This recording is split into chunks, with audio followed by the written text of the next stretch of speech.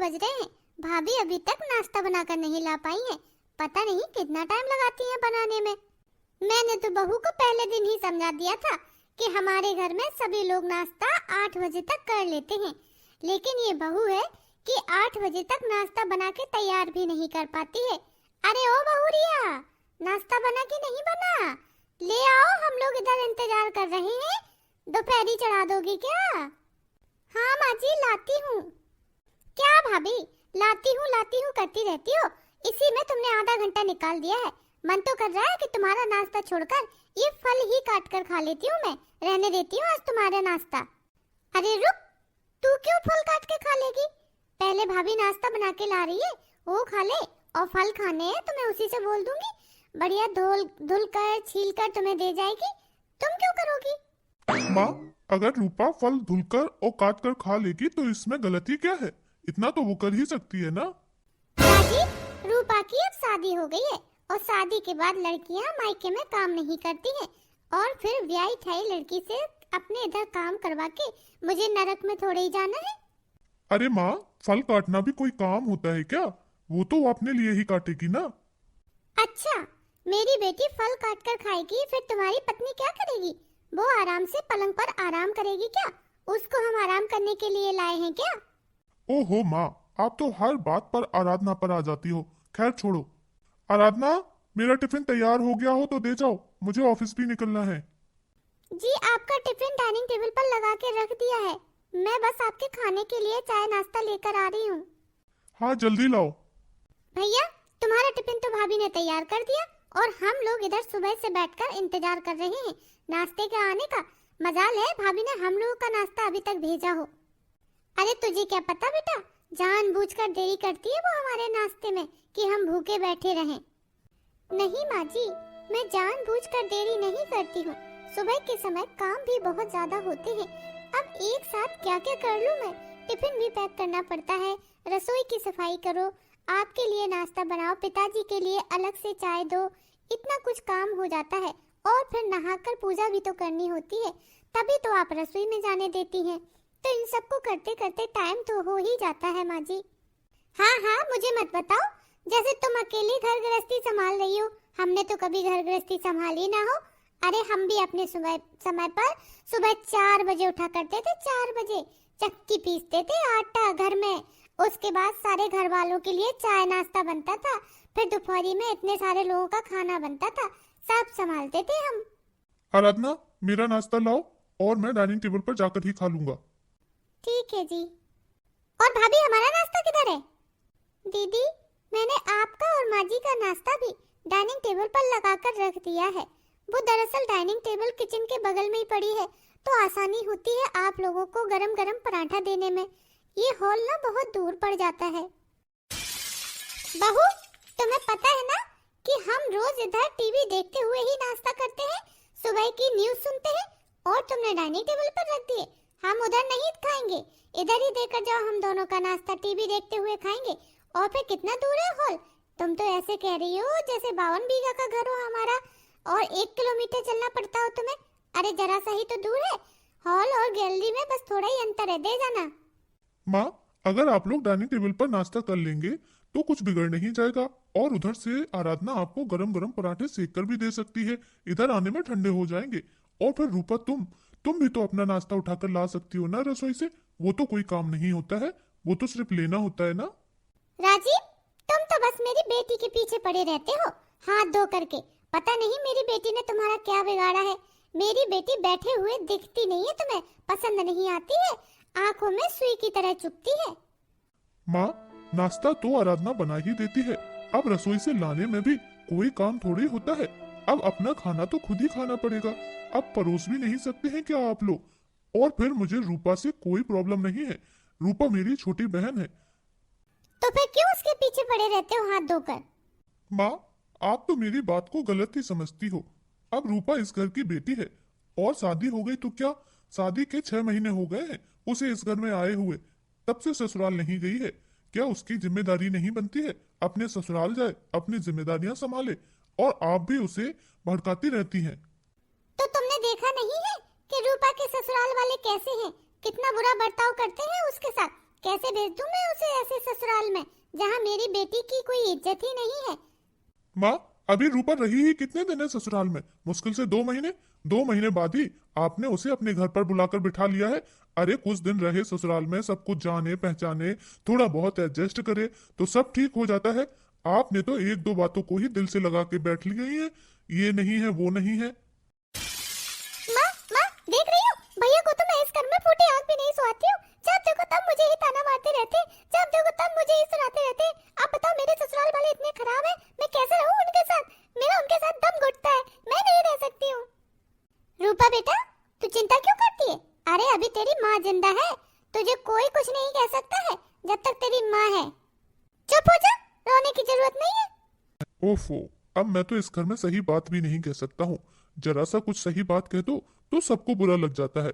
और फिर रूपा ये तो तुरंत ही रोना धोना शुरू कर देती है और अपना पल्ला भारी कर लेती है रो धोकर। अब कुछ भी कहूंगा तो माँ मेरे साथ साथ अभी आराधना पर भी चिल्ला पड़ेगी। इससे अच्छा चुपचाप से नाश्ता करके ऑफिस ही चला जाता हूँ। पड़ेगी कलेजे में ठंडक। तुम्ही ने भड़काया होगा मेरे बेटा को। और कौन कह सकता है उससे ऐसे? जो अपनी बहन से ऐसे बात कर रहा था वो सुबह सुबह, ये भी नहीं देखता है कि सुबह है कि शाम है, बस अपनी बहन को ही डांटता रहता है। ये सब तुम्हारे किए धरे हैं सब काम, तुमने ही कान भरे हैं मेरे बेटे के।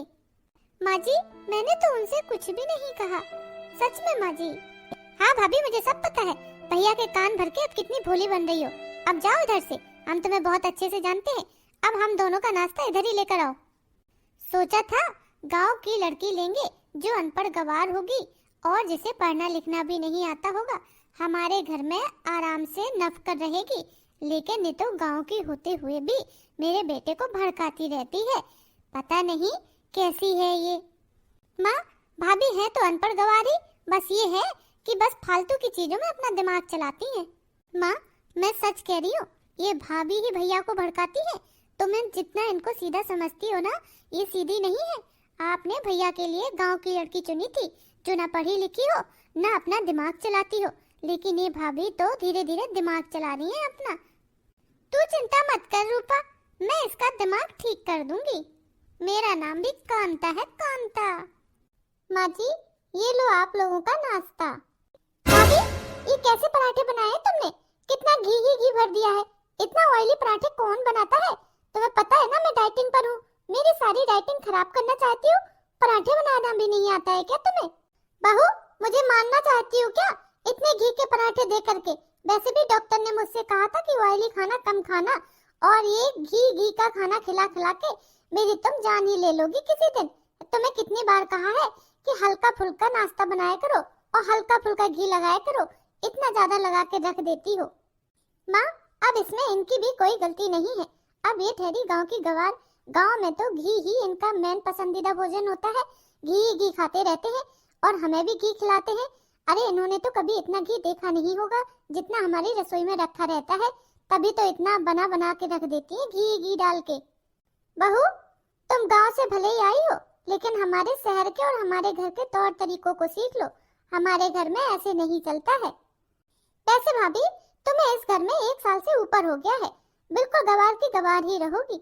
हमारे घर के जरा से भी तौर तरीके ना सीख पाई कि हम लोग किस तरह का खाना खाते हैं। हम लोग इतना ऑयली नहीं खाते हैं।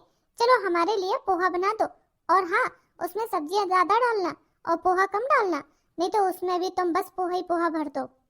माँ जी, अभी ये पराठे खा लीजिए, मुझे दोपहर के खाने की तैयारी भी करनी है। मैं पक्का दोपहर के खाने में एकदम सादा खाना बनाऊंगी, आप लोग चिंता मत करना। नहीं भाभी, मैं नहीं खाऊंगी इतने ऑयली पराठे, मेरे लिए ये फ्रूट्स काट के दे जाओ। हाँ मुझे भी, मैं भी नहीं खाऊंगी। ये लो पकड़ो अपने पराठे, तुम ही खा लो। और हाँ, ये पराठे वेस्ट भी नहीं होने चाहिए। दोपहर में अपने लिए खाना मत बनाना, 1 प्लेट अभी खा लेना, 1 प्लेट दोपहर में खा लेना। कितने मन से मैंने सबके लिए गोभी के पराठे बनाए थे, लेकिन माँ जी और दीदी को तो गोभी के पराठे खाने ही नहीं है। वैसे तो हमेशा खा लेती हैं, बाहर का भी खा लेती हैं, और इन्हीं लोगों के कहने पे तो मैंने बनाए थे। लेकिन नहीं, अब नहीं खाने हैं, जब बन गए हैं तो तब कुछ और खाना है। बस मुझे परेशान करना है और मेरी बेइज्जती करना है, बात बात पर नीचा दिखाना है कि मैं गवार हूँ, गांव की हूँ। अब दोपहर के खाने में कुछ सिंपल ही बनाऊंगी, नहीं तो मुझे डबल डबल मेहनत करनी पड़ेगी। दोपहर के खाने में मैंने लौकी की सब्जी बना ली है। ये सिंपल भी है और माँ जी को पसंद भी आएगी। बहू, क्या बना लिया खाने में? कुछ ढंग का बनाया कि नहीं? वैसे भी सुबह नाश्ता भी नहीं किया था हमने, इतना हैवी पराठे बना दिए थे, फ्रूट्स खा के काम चलाना पड़ा। अभी क्या बनाया है? माँ जी, मैंने लौकी की सब्जी बनाई है। क्या? लौकी की सब्जी? माँ, हम लोग क्या बीमार हैं जो भाभी ने हमारे लिए लौकी की सब्जी बना दी है? इतनी सादा? माँ जी, आपने ही तो सुबह कहा था कि दोपहर के खाने में कुछ सादा बनाना, इसीलिए मैंने लौकी बना ली। मेरी तो मती ही मारी गई थी जो मैंने तुम्हें अपने बेटे के लिए चुना। देखो कैसी गवार बहू उठाकर लाए हैं, जिसे तो खाना बनाना भी नहीं आता है, इतना भी नहीं पता कि खाना कैसे बैलेंस करके बनाया जाता है। यह तो तेल ही तेल का बना के रख देगी या मरीजों वाला खाना बना देगी। तुम्हें पता नहीं है खाना कैसे बनाया जाता है। माँ, सच में तुमसे बहुत बड़ी गलती हो गई है, इनको तो कुछ भी नहीं आता है। अरे इससे अच्छा तो तुम किसी शहर की पढ़ी लिखी लड़की को लेती तो ठीक होता। ये गांव की अनपढ़ गवार लड़की को अपनी बहू बना लिया, जिससे कुछ भी ढंग का काम नहीं होता है। माँ जी, मैं अनपढ़ गवार नहीं हूँ। आप लोग बार बार मुझे अनपढ़ गवार क्यों बोलते हैं? मैं पढ़ी लिखी हूँ। बस भाभी बस, स्कूल के पीछे बैठकर पढ़ी होगी। माँ जी, आप लोग 10 मिनट रुक जाइए, मैं दूसरी सब्जी बना देती हूँ। वाह, ये लो, पैसे तो पेड़ पे उगते हैं। अब ये दूसरी सब्जी बना देंगी। एक सब्जी में इनका घर नहीं चलता है, जो ये दो दो बनाएंगी। बड़ी दो दो खाई है तुमने अपने मायके में, जो ससुराल में दो दो सब्जियां बनाओगी। पैसे नहीं लगते क्या सब्जी खरीदने में? अब जो बना है लेकर आओ, भूखो थोड़ी ना मर जाएंगे। नहीं माँ, तुम्हें खाना है ये लौकी वोकी तुम ही खाओ, मैं नहीं खाऊंगी।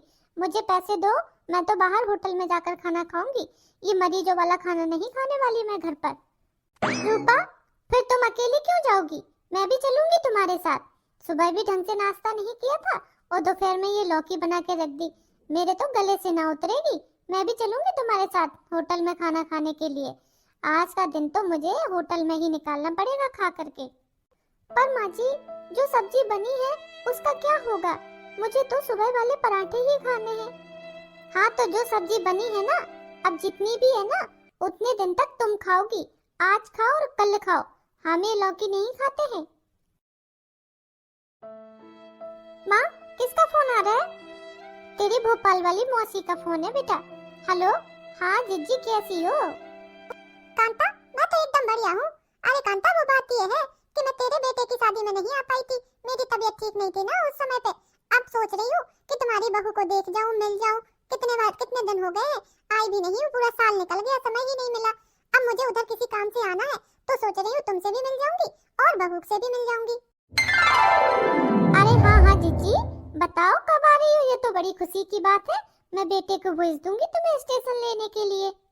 कांता, मैं कल ही आ जाऊंगी, भेज देना समय से। ठीक है जीजी, बिल्कुल आ जाओ। ठीक है कांता, मैं रखती हूँ फोन। हाँ हाँ जीजी। माँ, मौसी का फोन था, क्या कह रही थी मौसी? रूपा बेटा, कल तेरी मौसी आ रही है हम सबसे मिलने, और खासकर तेरी भाभी से।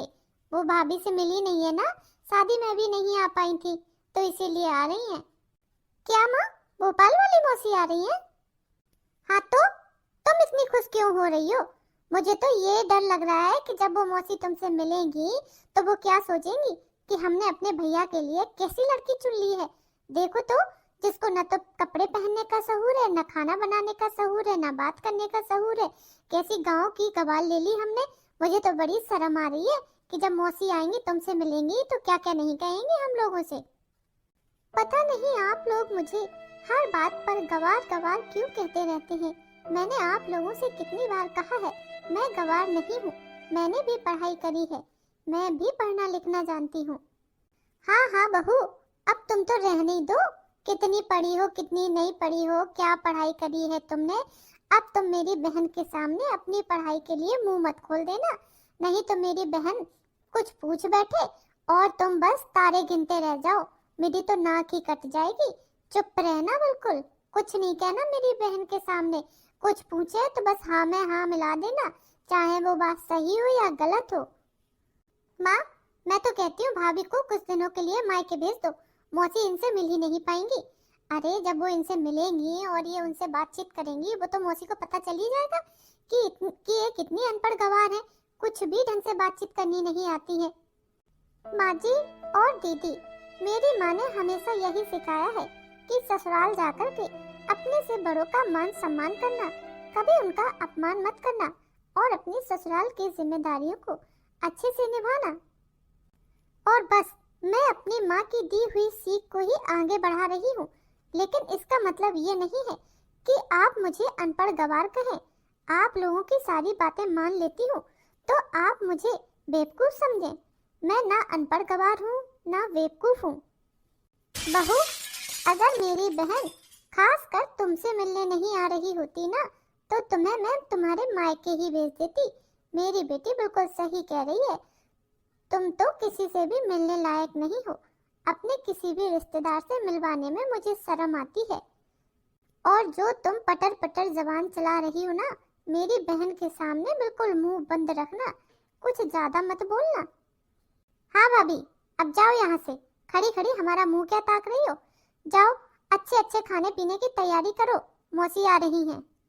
पता नहीं मेरे ससुराल वाले कैसे हैं, हर बात पर मुझे ताना देते रहते हैं, मेरा अपमान करते रहते हैं, जबकि इसी घर की बेटी अपने ससुराल को छोड़कर, ससुराल की जिम्मेदारियों को छोड़कर 6-7 महीने से अपने मायके में बैठी हुई है और कोई काम में हेल्प भी नहीं कराती है। उनसे तो कभी कोई कुछ नहीं कहता है और ना ही माँ जी को अपनी बेटी में कमियां नजर आती हैं, सिर्फ मुझे ही ताने देती रहती हैं। अब मैं और ताने नहीं सुन सकती हूँ। इन लोगों को बताना ही पड़ेगा कि मैं अनपढ़ गंवार नहीं हूँ, भले ही गांव की हूँ, लेकिन पढ़ी लिखी हूँ, सब कुछ जानती हूँ। आने दो मौसी को, फिर बताऊंगी। मौसी, आ गई आप? इस बैग में क्या लाई हो मौसी? मेरे लिए कुछ है क्या? रूपा, इसमें तुम्हारे लिए भी है और बहू के लिए भी है, दोनों के लिए गिफ्ट लाई हूँ, साड़ी। अरे जिज्जी, आओ इधर बैठो मेरे पास। और बताओ जिज्जी, अब तुम्हारी तबीयत कैसी है? तुम तो बेटे की शादी में आ ही नहीं पाई थी, बहुत ज्यादा तबीयत खराब हो गई थी, हॉस्पिटल में एडमिट थी। हाँ कांता, अब बुढ़ापे का शरीर है तो तबीयत तो बिगड़ती रहती है, लेकिन अब तो भली चंगी हूँ मैं। भाभी, मौसी आई है, उनके लिए चाय नाश्ता लेकर आओ। प्रणाम मौसी। अरे खुश रहे बहुरिया। ये लो मौसी, मैंने आपके लिए कचौड़ियाँ बनाई है, चाय भी लाती हूँ अभी। अरे बा नहीं बहुरिया, कचौड़ियों से खुशबू तो बहुत बढ़िया आ रही है, लगता है बहुत टेस्टी है। हाँ मौसी जी, आप खा के बताइए कैसी बनी है। बा कांता, तुम्हारी बहू तो खाना वाना बनाने में बड़ी होशियार है, देखो कितने फटाफट से कचौड़ियाँ बना लाई, बिल्कुल बाजार जैसी फूली फूली। ये लो, तुम भी ले लो एक। मौसी जी रहने दीजिए, माँ जी कचौड़ियाँ नहीं खाएंगी। क्यों नहीं खाएंगी कचौड़ियाँ? वो मौसी जी, कचौड़ियों में ना ऑयल बहुत है और ये आलू की कचौड़ियाँ बहुत हैवी होती है ना, माँ जी ऑयली खाना नहीं खाती है, वो सिंपल खाना खाती है और कचौड़ियाँ तो कितनी हैवी है, वो नहीं खाएंगी। रूपा, फिर तुम ले लो। अरे नाना मौसी जी, रूपा दीदी भी ये कचौड़ियाँ नहीं खाएंगी, वो क्या है ना, वो डाइटिंग पर है, वो सादा खाना ही खाती है, ये कचौड़ी बचौड़ी पराठे पराठे इनसे तो वो दूर ही रहती है। ये तो मैंने सिर्फ और सिर्फ आपके लिए बनाई है, आप खा के बताइए कैसी है। माँ जी के लिए तो मैंने सैलेड काट के रखा हुआ है। हाँ? आऊ आऊ आऊ आऊ आऊ। बहुरिया, कचौड़ियाँ तो सच में बहुत स्वादिष्ट बनी है, देखो वो बैग रखा है ना, उसमें मैं तुम्हारे लिए और रूपा के लिए साड़ी लाई हूँ, देख लो तुम्हें कौन सी अच्छी लगती है, ले लो, पहली बार मिली हूँ ना तुमसे। ठीक है मौसी जी। अरे भाभी, ये गुलाबी वाली साड़ी तो मुझे पसंद है, इसमें जो नीली वाली साड़ी है वो तुम ले लो। पर रूपा, ये गुलाबी रंग की साड़ी तो मैं बहू के लिए लाई थी। मौसी, अब ये साड़ी तो मैंने ले ली, भाभी को जो साड़ी बची है वो ले लेंगी, उसमें क्या है। रूपा, तुम ससुराल से कब आई हो? ससुराल? अरे मौसी जी, आप ये पूछिए कि रूपा दीदी ससुराल जाती ही कब है, वो तो उनकी जब से शादी हुई है मायके में ही रहती है, ससुराल तो शुरुआत में रही थी 1-8 महीने और 6-7 महीने से तो वो मायके में ही डटी हुई है, जाती ही कहाँ है ससुराल वो। भाभी, ए भाभी, कुछ ज्यादा नहीं बोल रही हो तुम, जाने दो मौसी को, फिर तुम्हारी खैर खबर लेंगे हम। क्या क्या कह रही हो बहू? रूपा अपने ससुराल नहीं गई 6 महीने से? क्यों रूपा, ये मैं क्या सुन रही हूँ? अरे जीजी, अब तुम रूपा से क्या पूछती हो? हम बताते हैं तुम्हें कैसे उसके ससुराल वाले हैं, कितने खराब ससुराल वाले मिले हैं मेरी बेटी को। तो ऐसे हैं, ऐसे लोग हैं कि क्या बताएं, इतना परेशान करते मेरी बेटी को। हर चीज में तो वो लोग नखरे दिखाते हैं, मायके वालों को भला बुरा कहते हैं। अब मेरी बेटी ये सब कैसे बर्दाश्त करेगी? सुबह से उठ के काम कराते हैं मेरी बेटी को, और तो और उनके घर की जो बेटी है वो तो पूरे दिन हाथ पे हाथ धरे बैठी रहती है, कुछ भी काम नहीं करती है, सारे काम मेरी बेटी से कराते हैं। अब बताओ भला, ऐसे ससुराल में कहीं होता है? मेरी बेटी उनकी बहू है, उनके घर की कोई नौकरानी थोड़ी ना है जो इतने काम करेगी। अच्छा, रूपा के ससुराल वाले उससे काम कराते हैं? राम राम राम, ये तो बड़ी गलत बात है। आप कोई हमारी बहन कांता से सीखे कि बहुओं को कैसे रखा जाता है, हैं? तुम तो अपनी बहू से कुछ काम कराती नहीं होगी, और फिर इधर तो सारे काम रूपा करती होगी। कैसी बातें कर रही हो जीजी? रूपा ब्याही ठियाई है, वो मायके में काम करेगी? नरक में जाना है क्या मुझे? अरे बहू किस लिए आई है घर में? इसीलिए तो मैंने गांव की गवार बहू ली है। हाँ, बिना पढ़ी लिखी, जो आकर घर की जिम्मेदारियों को संभाले, सारे काम करे, घर गृहस्थी संभाले, तो वही करती है वो। अब मेरी रूपा ठहरी पढ़ी लिखी लड़की, आज के जमाने की, वो किसी के घर में जाकर काम करेगी क्या? है, उनके जूठे बर्तन धुलेगी, उनके घर साफ सफाई करेगी? क्यों करेगी मेरी बेटी? मैंने इतना पढ़ाया लिखाया है उसे, मैं नहीं करने दूंगी उसके ससुराल वालों के काम। और फिर रही बात बहू की, तो बहू को काम के अलावा आता ही क्या है? पढ़ना लिखना भी तो नहीं आता है। अब मेरी बहू ठहरी अनपढ़ गवार बहन। जीजी, अब तुमसे क्या छुपाना? पहले तो सोचा था तुम्हें कुछ बताएंगे नहीं, लेकिन जब बात छिड़ी है तो बता ही देते हैं। मेरी बहू में और बेटी में जमीन आसमान का फर्क है। Don't underestimate माजी, I am an educated girl. भले ही मेरा मायका गांव में है माजी, लेकिन शादी से पहले मैंने अपनी सारी पढ़ाई दिल्ली में की है। मेरे चाचा चाची रहते हैं, मैं उधर ही रहा करती थी और उधर ही जॉब भी करती थी, लेकिन शादी मेरी गांव से हुई है। इसका मतलब ये नहीं है कि मैं गांव की गवार हूँ या पढ़ी लिखी नहीं हूँ। इतने दिनों से आप लोगों के ताने सुनते आ रही हूँ, सिर्फ इसी वजह से कि वो सब मेरे माँ के दिए हुए संस्कार थे। लेकिन अब मैं चुप नहीं रहूंगी। सारी जिम्मेदारियों को निभाने के बाद भी, सारे काम अच्छे से करने के बाद भी आप लोग मुझे बेइज्जत करने का कोई मौका नहीं छोड़ते हैं। लेकिन माजी, आज मैंने सच्चाई आपको बता दी है कि मैं अनपढ़ गवार नहीं हूँ, मैं पढ़ी लिखी लड़की हूँ और जॉब कर सकती हूँ। और जैसी सोच आप अपनी बेटी के लिए रखती है ना कि मेरी बेटी पढ़ी लिखी है, ससुराल में जाकर ससुराल वालों का काम नहीं करेंगी, मेरी माँ ऐसी सोच नहीं रखती थी। उन्होंने मुझे हमेशा यही सिखाया है कि ससुराल में अपने से बड़ों का हमेशा सम्मान करना, घर की जिम्मेदारियों को निभाना। इसीलिए मैं इस घर में निभा रही हूँ, वरना आप लोगों ने तो मुझे बदनाम करने में और मेरी बेइज्जती करने में कोई कसर नहीं छोड़ी है। माँ जी, अब आप लोग भी एक बात कान खोलकर सुन लीजिएगा। अगर रूपा दीदी इस घर में रहेंगी तो मैं नहीं रहूंगी। रूपा दीदी पढ़ी लिखी है तो मैं भी पढ़ी लिखी हूँ। अगर रूपा दीदी अपने ससुराल में जाकर ससुराल की जिम्मेदारियों को नहीं उठाती है तो मैं भी इस घर की किसी भी जिम्मेदारी को नहीं उठाऊंगी, कोई काम नहीं करूंगी, क्योंकि मैं भी पढ़ी लिखी हूँ। अगर पढ़ा लिखा होने का मतलब ये है कि घर के काम नहीं करने हैं, घर की जिम्मेदारियां नहीं उठानी है, तो फिर मैं भी वही करूंगी जो आप लोग चाहते हैं। अब अच्छा होगा कि रूपा दीदी को चुपचाप उनके ससुराल विदा कर दो। बहुत झेल लिया मैंने उन्हें। हर बात पर ताने, हर बात पर नखरे झेल झेल कर थक गई हूँ मैं, अब और नहीं झेल सकती।